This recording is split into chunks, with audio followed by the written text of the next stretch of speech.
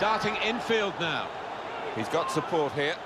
Oh, and that's to get back in the game. Has to score. And he's done it.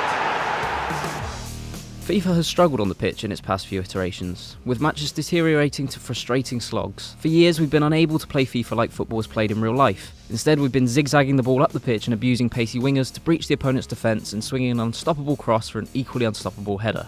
FIFA 19's matches are more natural and more varied in the way they unfold. Although EA introduced a slower pace in FIFA 18, the newest iteration finally makes this work by tightening up players' responsiveness. Through passes and player pace are in a good place in terms of balance, neither under nor overpowered, as has been the case for too long. FIFA 19's ball still doesn't feel as satisfying as PES 2019's, but it does at least feel something like the real-life sphere it's attempting to imitate. Rui Diaz! And he's put it in for the goal!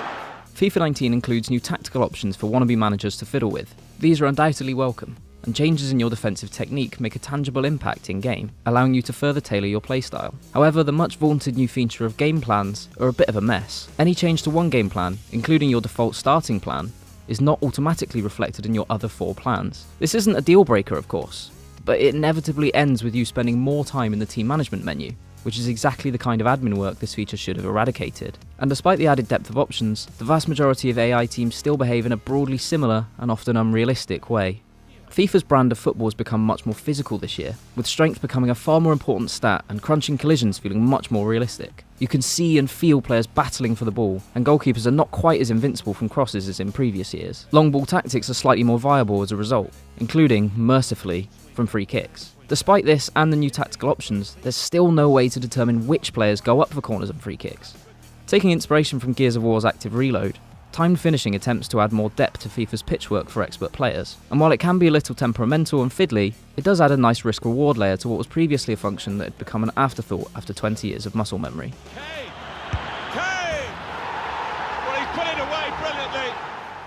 Meanwhile, EA's implementation of the newly acquired Champions League and Europa League licenses is excellent, with the official branding, specific commentators, and authentic atmospheres adding to the feel of this being club football's biggest event. The competition has its own mode in FIFA 19, as well as implementation in the Journey, Ultimate Team, and Career Mode. And to its credit, EA utilises the licence in a much more comprehensive way than Konami ever did. A fantastic feeling for all concerned as they drink it in.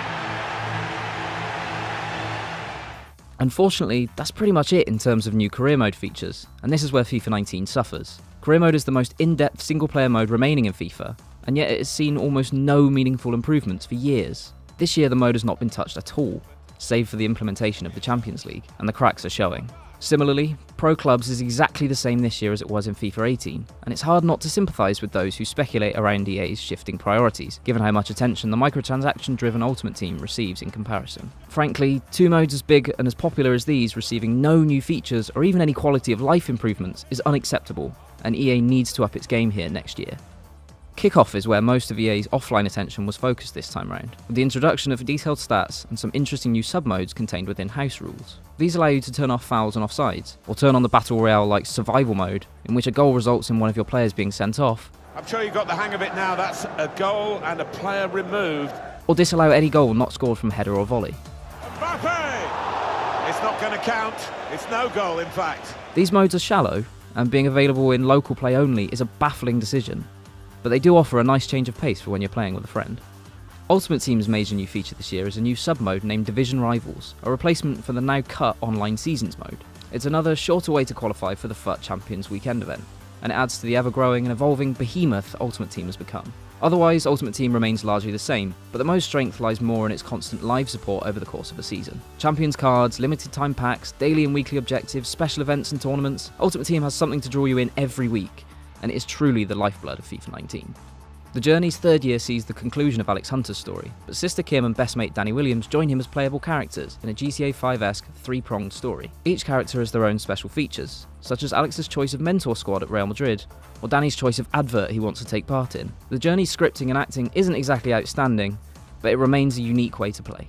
Mate, I cannot believe that. Mad, isn't it? It's promising that EA is listening to its community. FIFA 19 is much more responsive on the pitch than last year, and it continues to evolve FUT to keep it fresh. However, it must once again listen to its fans and realise the lack of progress in Career Mode and Pro Clubs is appalling. Thankfully, the Journey's continued entertainment, FUT's long-lasting addictive nature, and some inventive new kickoff modes mean I'll likely still be playing FIFA 19 by the time next year's game rolls around.